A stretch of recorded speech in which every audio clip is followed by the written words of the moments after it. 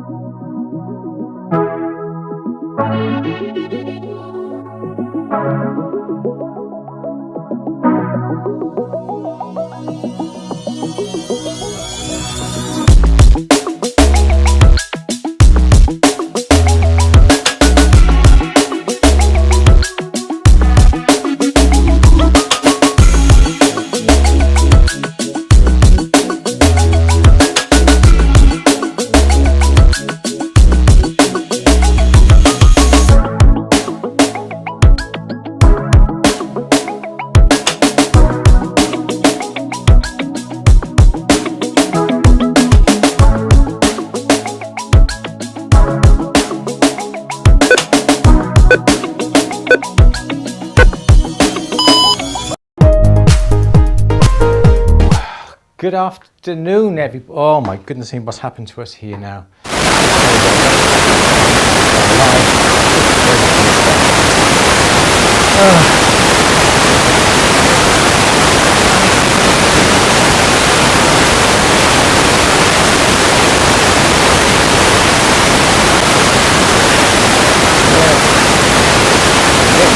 Apologies.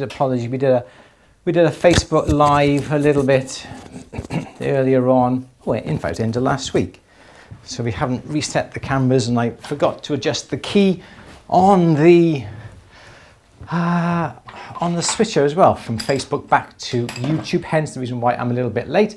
So obviously, can you hear me? And obviously, can you hear the lovely Louise can you as hear me? well? A bit wide shot there. So let's zoom in on you a little bit here. Oh, there we go. There's the lovely Louise. Good. So can you hear us both? It'd be fantastic if you can hear us. Right. Oh, I'm still a bit close on this one, aren't I? Go back on that one. There we go. That's better. Good. So, good afternoon, everybody. How's everyone doing this afternoon? We've got a few things to talk about, haven't we, today, Louise? Yeah. We have, yes.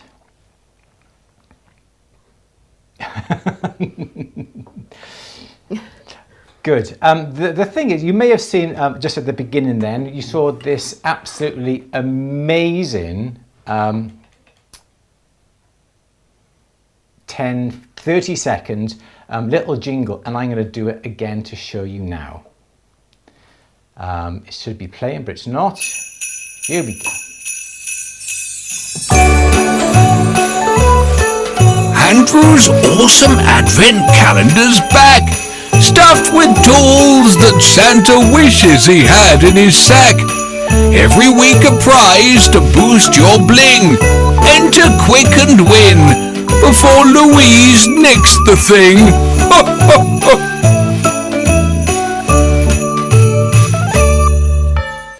Yes, so that is what we are going to be doing now over the next 4 Mondays leading up to Christmas.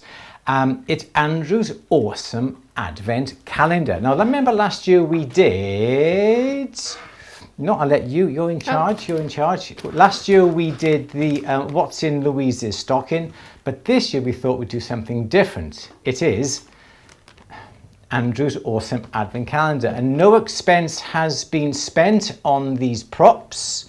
As you can see, Louise very quickly put that together this morning. No, it wasn't quick. It took me all morning. Does this look like something that was knocked up quickly? I don't think so. It's looking good. So this is Andrew's awesome Advent calendar. You guessed it. Behind each door is going to be something that we are giving away. And when should we announce what we're going to be giving away? Now? Now? Okay. So, we haven't got, did you get the candle in the, you have. So I'll let Louise explain what we're going to be doing this afternoon in regards to the Advent calendar. Oh, no, okay.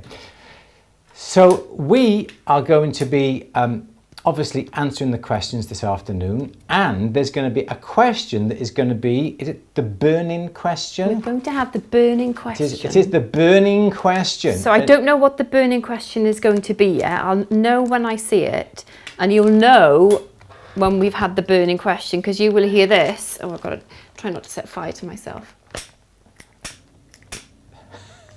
And you'll see the candle lit.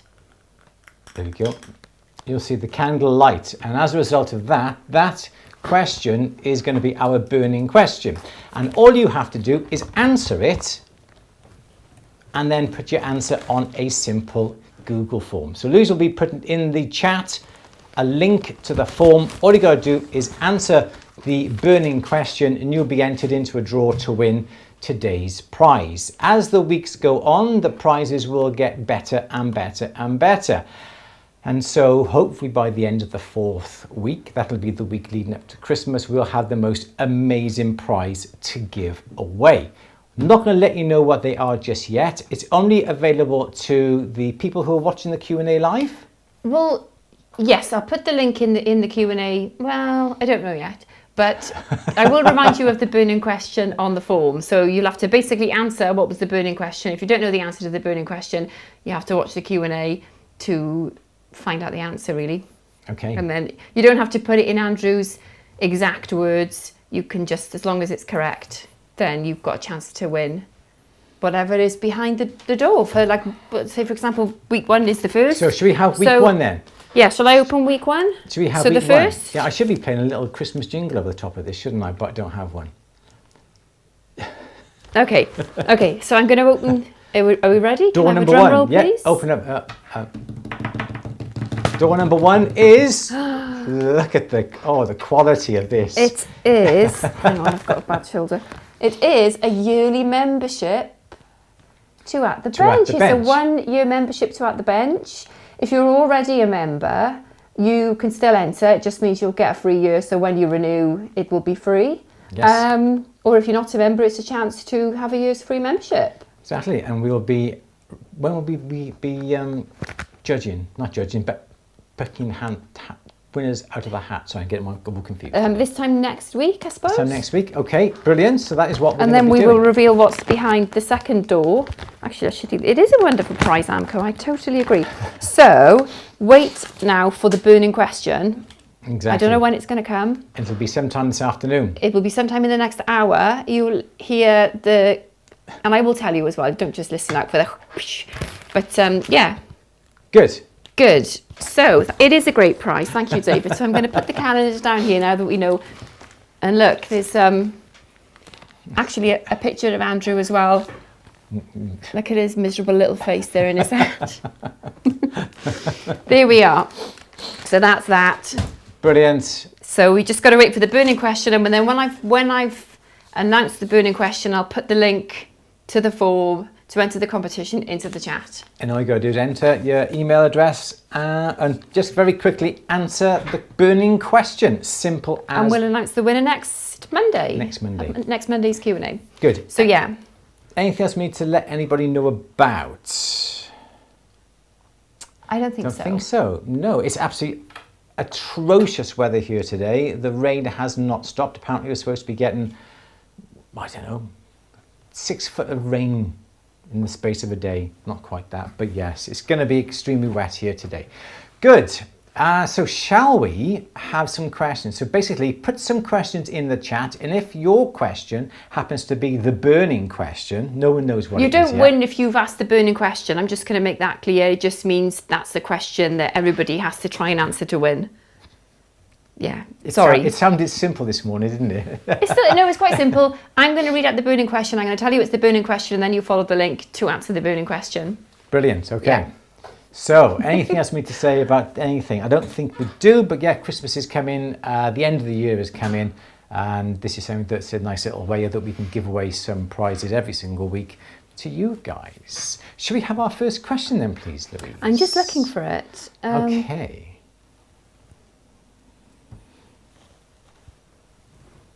Do you have any dogs, David? That's not the burning question, because I don't know if we're going to know the answer to that. Okay, any questions at all? Today's the day we don't get... Any questions at all?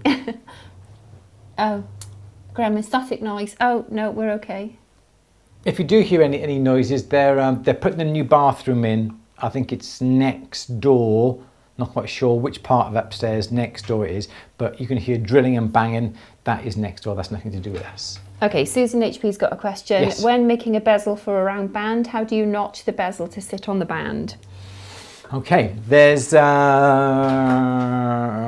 couple of ways. Oh yeah, don't forget the book.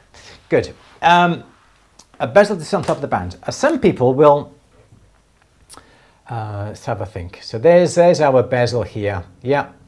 And there is our ring shank that comes around this way. So what we tend to do, and we do this on the diploma, the ring shank has a profile, okay? And what we do is try and match that profile with a file, and then we just simply file a notch into our bezel, like that there. And then that band will sit inside our cutout that way. So now that does mean that when you look down inside the ring, here is the ring here, the ring now will continue on the inside. Really, it's up to you what you want to do. You can keep the ring continuing on the inside, or you can simply cut that out to then leave the ring just coming round to the edge. That is the way I like to do it. You see some people who produce a band that is that shape, that has a gap, and then they try to solder the setting in place that way. Yes, that is another way to do it. But for me, I find it easier to cut that little section out of the bezel, because now then when you put the ring shank in place, you can make sure that it can't slip down any further, because obviously the shank is going inside the groove, and you can get that head just right and positioned to solder, and I find that is the easiest way of doing it. Yes, Louise. Okay. Oh, David says, look like you nicked the hatching tape from a police do not cross line. Does look a bit like that. It does a bit, doesn't it? Glad you all appreciate my efforts. The props department. Oh, I've lost my place now. Not because of that, David. It's okay, it was lost anyway. Find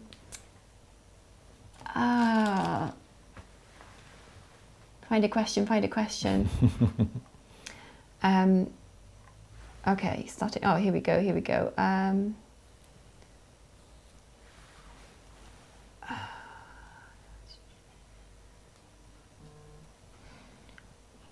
So much chat, not many questions. Come on, everyone. We need to have a question to be able to have a burning question. Do you offer training in person? Not at the moment. No, we don't. Bespoke of Devon, not a very exciting question, but did you ever find the owner of the ashes ring? No, we didn't. I'm still looking. We've still got it, haven't we? Any tips for soldering gold?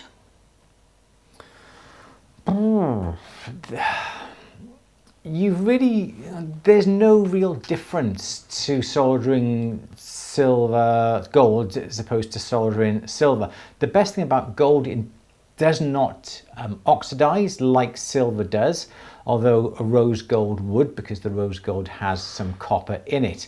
You can use the same flux. If you're soldering gold to gold, you have to use gold solder.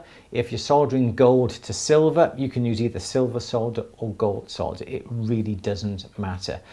Tips, just the same as when you solder silver. You just got to make sure that the joints are tight, the joints are clean, you use the flux, and that's really about it. I personally don't think there's much of a difference myself.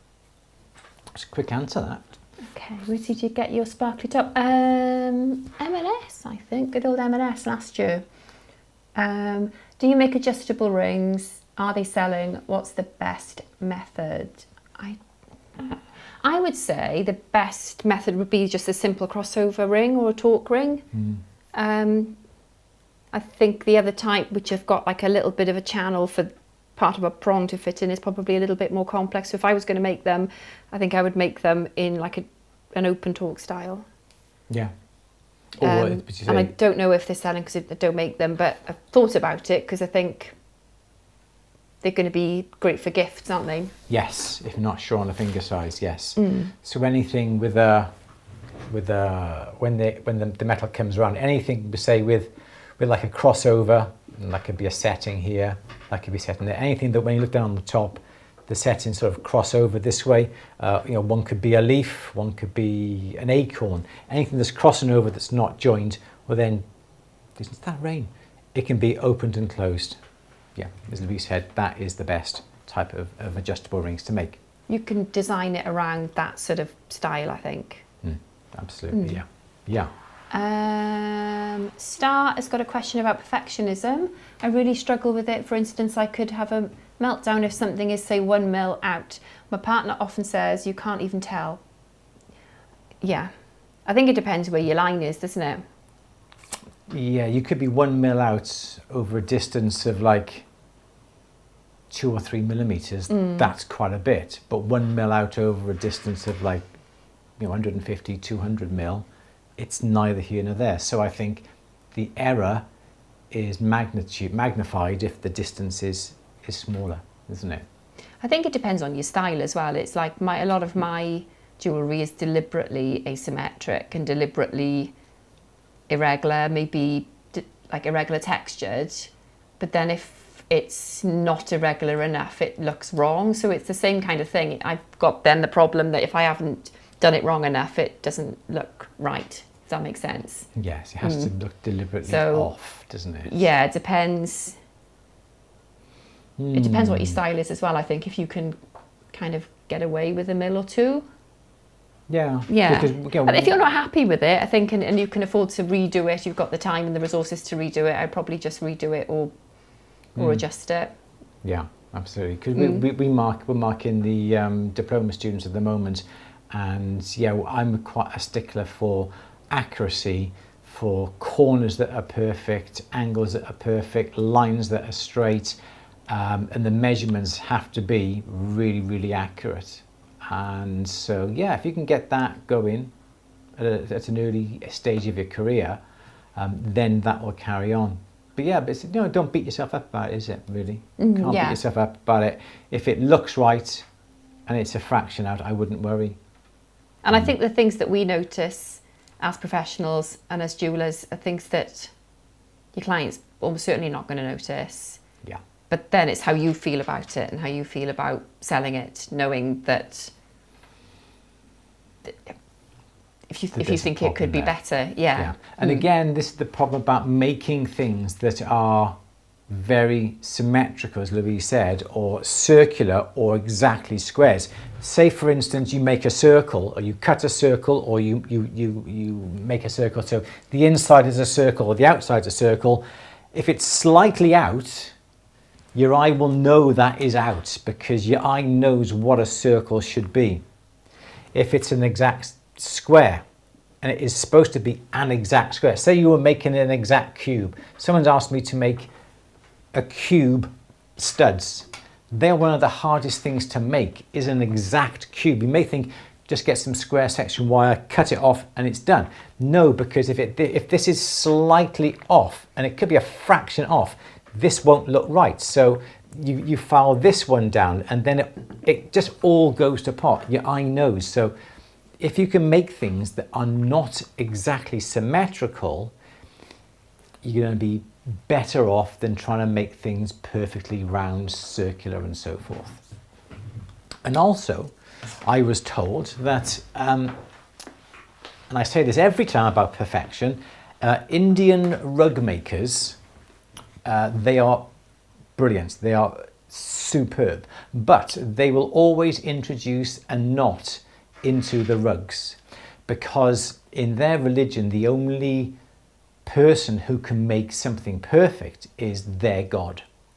And if they make it perfect, they think that God then will punish them because it is perfect. So they always put a slight knot or something within the rug to make the rug still look perfect, but it is a slight imperfection, and then God won't punish them.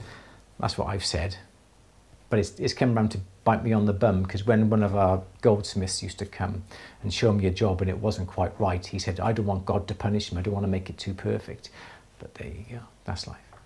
Yes, Louise. I was just going to say something else about that. Oh, and don't forget, if it's handmade, it's never going to, you can't compare it to something that's made in CAD and mass produced, and it's going to be different, isn't it? You can get it as close as you possibly can to being perfect if that's the kind of look that you're striving for. It's not the look that I strive for, because I don't know. You're a bit more I don't put the pressure on myself.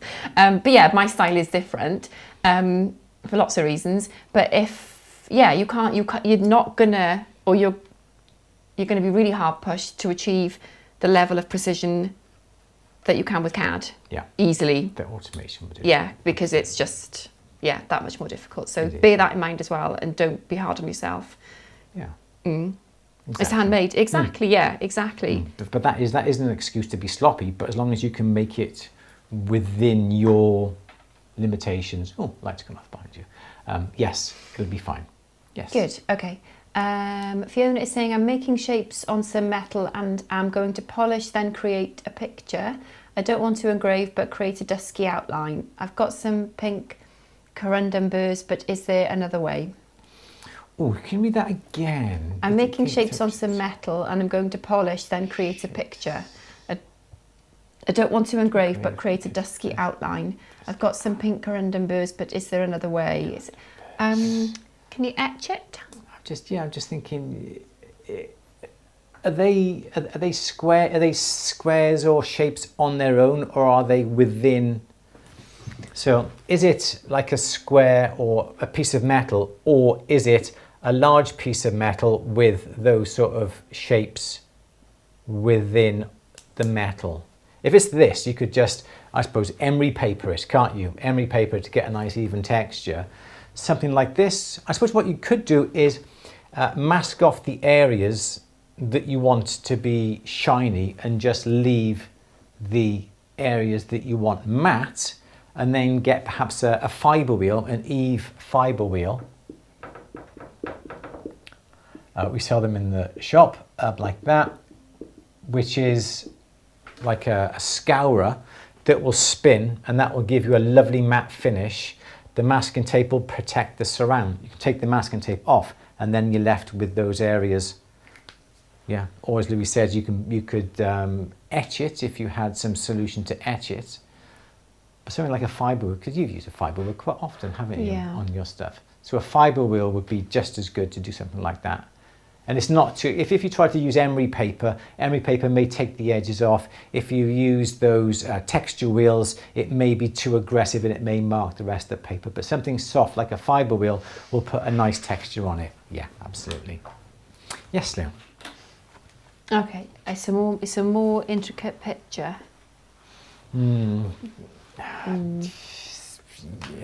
Again, I suppose the problem is that if you try and use the little corundum wheels, you may get an uneven texture.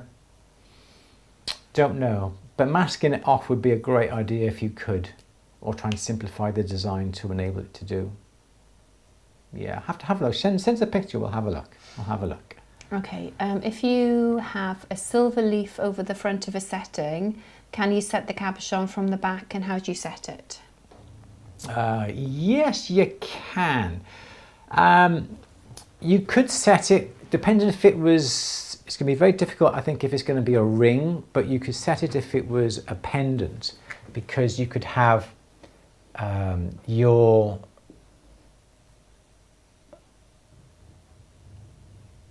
say leaf on top of your cab, and then what you could do is cut like a little slot like this. Yeah, longer, I should say, do longer ones like that. Yep, so those are little sort of slots, and the idea is then you'd use those as tabs. So where you'd make it so the edge around here is already burnished, the stone goes in from underneath, and then you bend the tabs underneath then to hold the stone in place that way. So perhaps obviously this is going to be a little bit shallower, but that would be the tab that then you would bend up inside to hold the stone from the back. Or if you wanted the bezel nice and deep, you could make it so the stone goes into place. Okay, so here's your stone, got it upside down now. Yeah, like that. You then could make a little ring that goes inside, and then you can push the tabs over. So the ring would be pushing against the cabochon. This is upside down now. Yeah, so the tabs would come over onto this support that would keep the stone pushing upwards. And that would be the way that I would say to do it. Little tabs, mechanical setting, you can do it no problem at all. How's the burning question coming along, Louise? That's okay. Yes, good. Oh, Lou was saying, here's the burning question. Why is silver going up in price so quickly? It's going to surpass gold. Gold has gone up quickly as well. It has. I noticed that since last year, it's got up like 50% since last year. I don't think it'll surpass gold. No. No. It'll keep on going, I'm sure. I'm sure it has, and I'm sure it's come back a little bit now. It's not as high as what it was. Some of the refiners now are actually buying in silver now, whereas they weren't a few months ago. I don't know whether... Oh, hark. Do I hear something? Do we have a burning question? I have a burning question, but I think you should finish answering. I Okay. tried that a bit badly. Finish answering this question. Why is silver going up? It's all to do with economics. It really is due to economics. I don't know exactly the reason why. I'm sure there's lots of people out there who will tell you why silver's going up. Just keep an eye on it. There's nothing we can do about it. Just have to accept it. There's nothing that we can do as goldsmiths or jewelers or normal people in the street. It's all to do with the economics, I'm afraid. So there we go. So let's go back to Louise, who has lit her candle and she has found the burning question. I had the burning question. I just messed this up. Hang on a minute. Just 1 minute. Shall I read the burning question? Read the burning I'll question. Put it into my questionnaire as your answer. Burning question. Ina has the burning question. I want to buy a horizontal ring holder from GRS. I have a mounting thing for my bench, but I need something to put it in, I think. What is it called? Okay, so...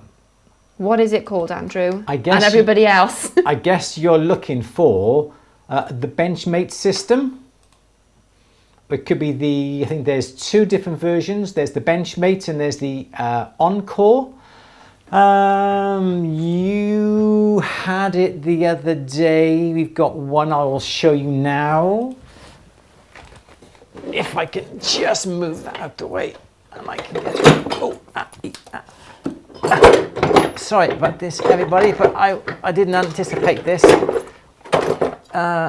we go. So this is the Benchmate. Let's do a close-up, shall we? Let's go a little bit wider on that, shall we? There we go. So we have the mounting plate on here. This then is the Benchmate that goes on, and over the shoulder may be better. Here we go. This is what we got. This is the ring holder that will go into place. This is a Benchmate system. It's a few $100, but it is the best thing that you could possibly buy. There is another version, I think, called an Encore, but it's the same thing made by GRS. It just comes up that little bit further. So this is the Benchmate system. I think that is what you're after. It has the dovetail fitting on the back here, just like the GRS bench peg, which enables you to put your peg on. Comes along, you can put the Benchmate on. There's other attachments as well that you can put onto it. So that is what I think you are after, Ina. Excellent. There we go. Good. So to win a year's membership to At The Bench, there will be a link in the chat.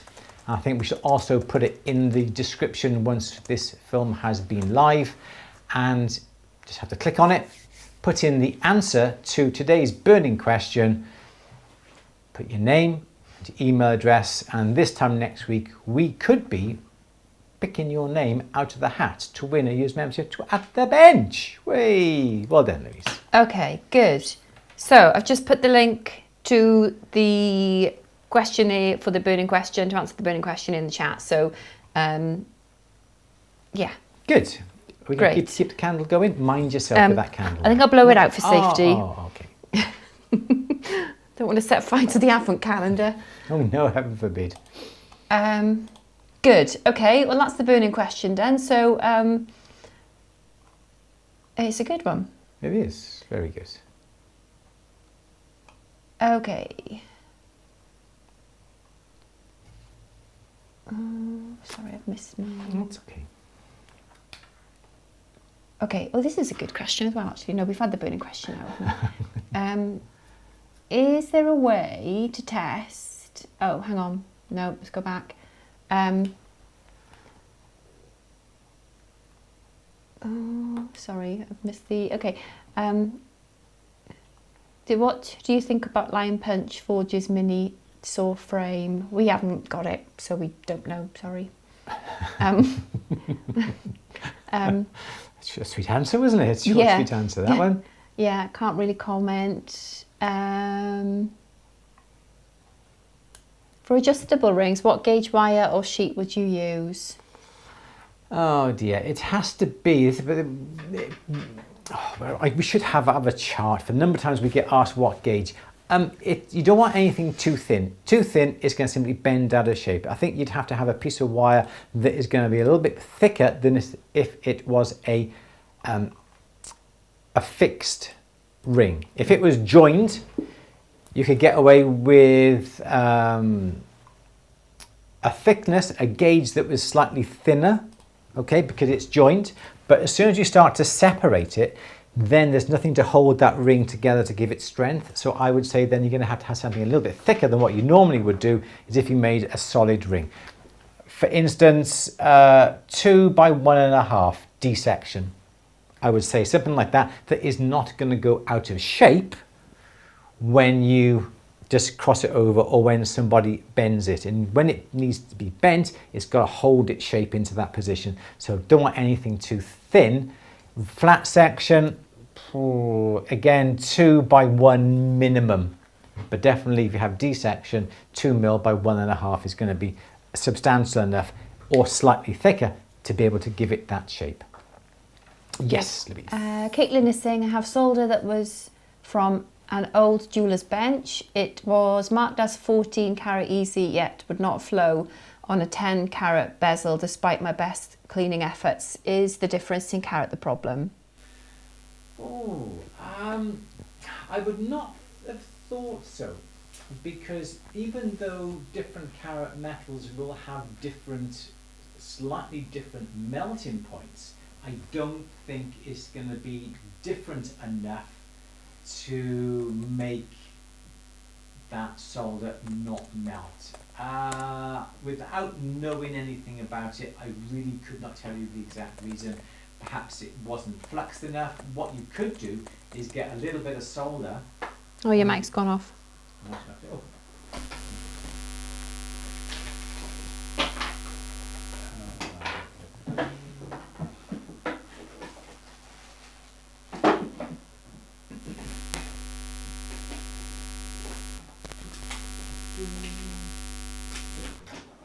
I did have some batteries by the side. Cool. Okay, so I think what I would do is get a piece of, say, 10 carat gold and then have a little piece of 14 carat of that solder by the sides of it and heat them up with a nice gentle bushy flame and see if they melt at different temperatures. That solder should melt at a lower temperature than the gold.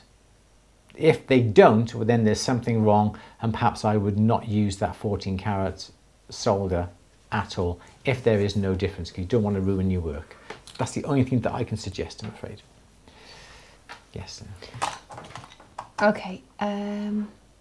Is there a way to test what kind of solder I have if it was mismarked? Not really, no. The only way to do it would be to get some easy, medium and hard of the same quality, and then have a little piece of each by the side of each other, again with a big bushy flame, gentler, so the whole flame encapsulates the 3 solders, and to see when they melt. And obviously the first one that melts is going to be easy, the next one that melts is going to be a medium, and the last one that melts is going to be a hard. Yes. Okay. Ellen says, I've worked most in silver but got asked to stretch a gold wedding band today. Is there anything I should be aware of before I do so? Or is it just to go ahead as only one size, I think?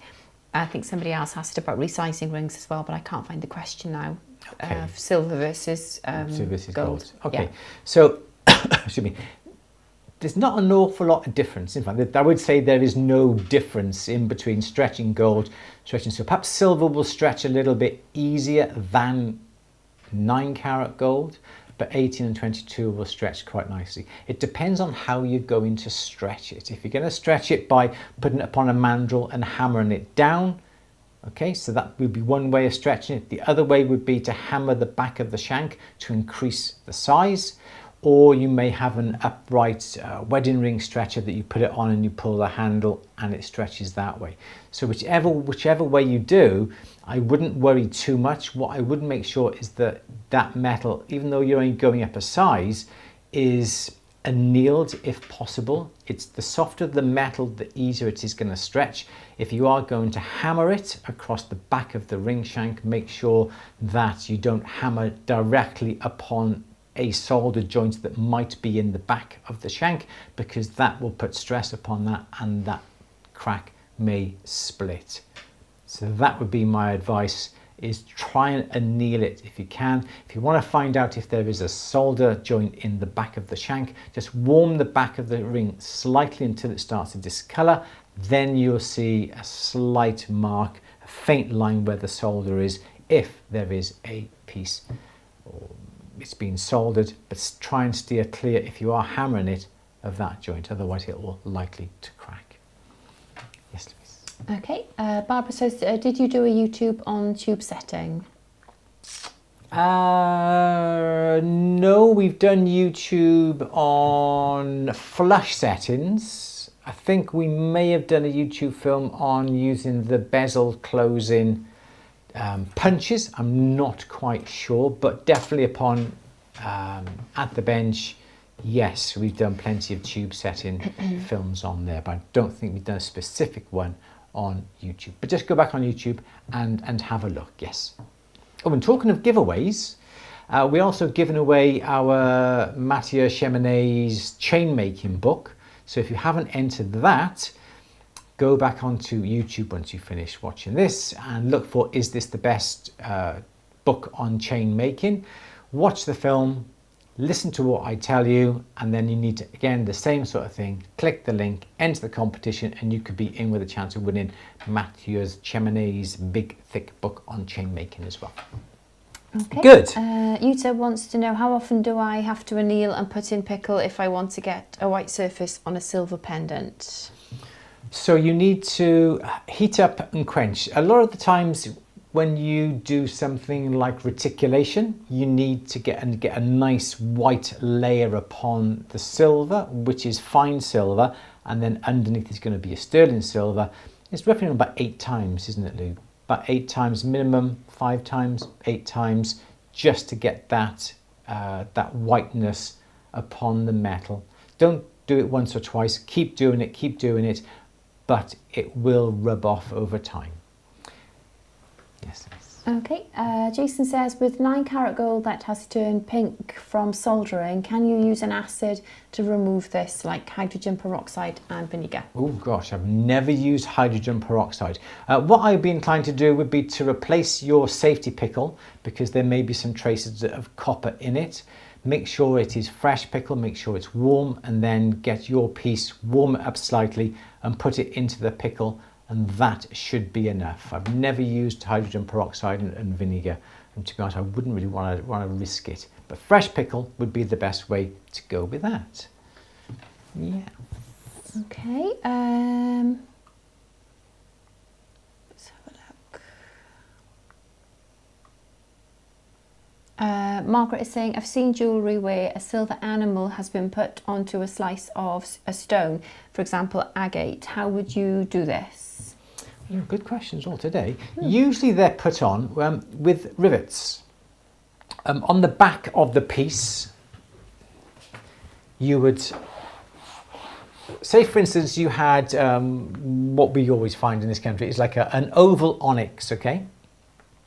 And sometimes there's like a little square put upon that there's a little small stone set into it. What you would do is drill a hole, one hole or say two holes in the onyx, okay?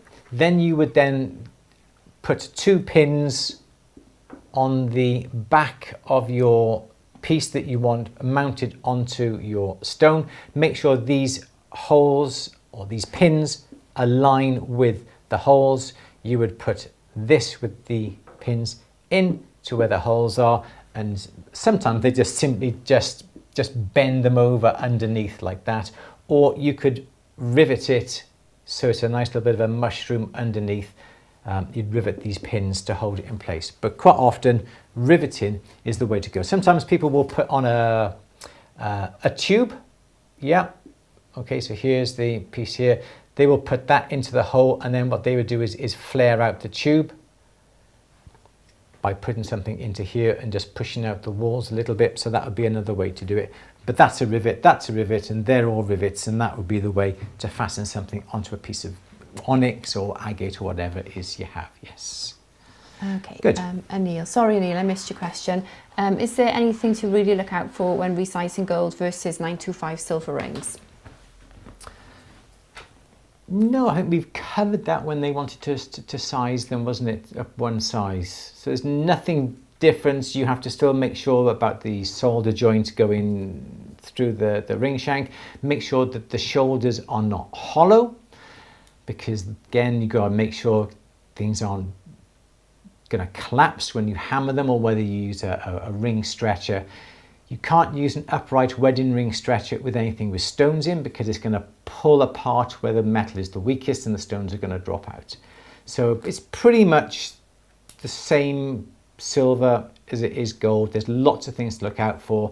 Keep an eye out for my book that's coming out in March. You can pre-order my book, Jewellery Repairs at the Bench, at atb.yt/order book. Thank you to everybody who has pre-ordered it so far. Thank you. Yes, Louise. That's it for now. Wow. Cool. So, what was our burning question? Have you put everything back into I'll put it back in the chat now, the chat, link. please? Yeah. Good. So that is our burning Lots of you have already question. answered it. Brilliant. Thank you so much to everybody who has entered so far. How many we got? Can't quite see. 27. 27. So far, 27. So click on the link, put in the answer to the burning question. You should have kept the candle on. It's a nice smell on that, isn't it? Yeah. And enter the competition. You've got all week, because next Monday we'll be announcing the winner. So please do enter that. Yeah, hope you liked the jingle. Spent a lot of money on that, didn't we? And the advent calendar. Cool. Oh yeah. Yeah. So what are we going to fit into the windows, I wonder? We're going to have pictures, aren't we, of the items, because it's not going to be an awful lot you're going to fit behind a window. It's just going to be pictures, yeah. Yeah. Yeah, representations rather than, there's not a lot you can put in there, is there? So yeah, so enter the competition and also enter the book. All about chain making as well. That again, it's the same thing you need to do, is to go back on YouTube, watch the chain making book and enter that competition as well. And you could be in with winning the chain making book, sent directly from Bryn Morgan Press, and also a year's membership for this week on our Andrew's awesome advent calendar. Any more questions coming in? Nothing at the moment, no. Oh, wow. Everyone's gone off to answer the burning question. The burning question. First come, first served? No. So what are you hoping for Christmas? Any tools? Oh, you had something, didn't you, in the week? Did have a wax. Don't know. I haven't had a chance to look. It's just been absolutely crazy. A wax pen. Yes. Yeah. So you're going to have time, hopefully, to play with that. Hopefully over Christmas, yeah. Yes. Because you do like your wax. A lot of people can't get on with wax, can they? But you love your wax. Yeah, just like the freedom. It's good, isn't it? Did you get the Jasper pictures? I did. I haven't had a good look at my emails yet, so I will definitely have a little look at that later, Susan. Thank you. Yeah. Yes, but you love your wax. You like doing your wax heart. I just like the freedom. I think for me it's too much freedom. My mind doesn't work that way. I need limitations of something to work within. But wax is just too free for me. I find that really, really difficult, I do. Jason's got a question. What's the best way to harden gold so it can be used as a glass block? A lot of the time, you can work harden it. You can, once the metal has been bent over, you've introduced a little bit of work hardening along the crease. So it should have that little bit of springiness about it. But if you open it and close it, open it and close it a little bit, this crease down here will slightly work harden, which will enable then for the tongue to be quite springy. Either that, or once you've folded it in half, yeah, so there's the thumb piece, there's the clasp going like this. Okay, so there's your thumb piece. Yeah, what you could do is get your steel block here and then just hammer this area here flat. So again, you're hammering these areas here, which are essentially work hardening, which is going to give the metal that little bit of springiness. People try and burnish it. I find that burnishing isn't going to give it enough work hardness to the depth of the metal. But by opening and closing a few times, it's going to introduce the work hardness and springiness here, or hammer it on that there. It will close the clasp, but all you got to do is open it back up, and that should introduce enough hardness. You don't need hardness really anywhere else. It's just that bend, that fold here, that you're going to have to try and harden, but the rest of it, you don't have to worry about. It's just that area there. Yes, Louise. Oh, it looks like it's Claire's birthday tomorrow. Happy birthday, Claire, happy for birthday, tomorrow. Claire. Fab. Happy birthday. Talking about wax, who do you use for your wax carvings? Who do you use to cast your wax carvings? I use dual cast. Well, actually, if I can cast it in Delft clay myself, I will. If I think there's going to be undercuts or there's not a very good chance of success, I mean, I suppose you could still try a wax, couldn't you, if you're not sure? And if it does go horribly wrong, then you've still got the wax to send to dual cast. So that's probably worth trying if you think it might work. But yeah, otherwise I send them to dual cast. In fact, I've sent 3 recently. One was a commission, which is turning out quite nice. And the other 2 are ones that I've sent off, had cast. They've come back and I'm just in the process of refining them. And I like them so much, I think I'm going to send them back to dual cast to have some moulds made. So I think that's going to be the plan with them, so that I can remake them. Yeah. Dual cast, yeah. So yeah, dual cast in Birmingham in the jewellery quarter. Yes. Yeah. Good. Okay. I need a bigger saw frame. What do you think of the Lion Punch Forge Haymaker? Personally, I don't like it. Personally, I did a film on YouTube explaining the reasons why. You need a big frame. Is that because you need a big frame for the depth or something else? I find that the bigger the frame, so say you got the handle here, yeah, so there's your handle, here's your saw frame, saw blade. Okay, so the normal jeweler's saw comes round, and this is roughly around about 3 inches, which is great. If you want anything bigger than that, like a 5-inch or even bigger again, this is acting like a pendulum when you're trying to cut, and this sort of swivels around, and you don't get very good cuts because of that. So there's lots of reasons why I would not recommend the Haymaker. Even though a load of people love it and some people say it's the best saw ever, I totally understand that and I totally get that, because not everybody is the same. But personally, I don't like it. if you went for a new concepts with the swivel clamps, you will find that the clamps that hold on to the blades can be swiveled. Have I got them up here? They're over there. Let me see if I've got one to show you. So we've got, yes I do, here we go.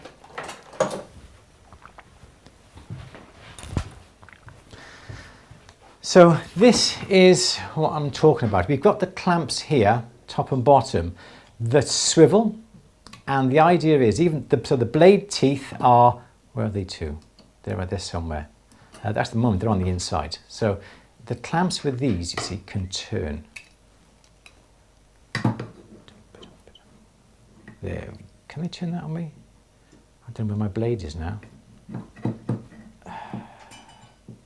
Anyway, you can see the turn. They're not the easiest of things to turn, but if the teeth now are on the outside here, what I can do, and then I'm limited to the depth of the throat here to cut, yep, but what I can do is turn the saw frame, but keep the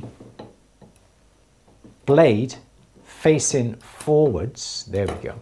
So now I can actually cut forward. The teeth are going to be on this side. Okay, so in the same position as my handle, but the frame now is to the side.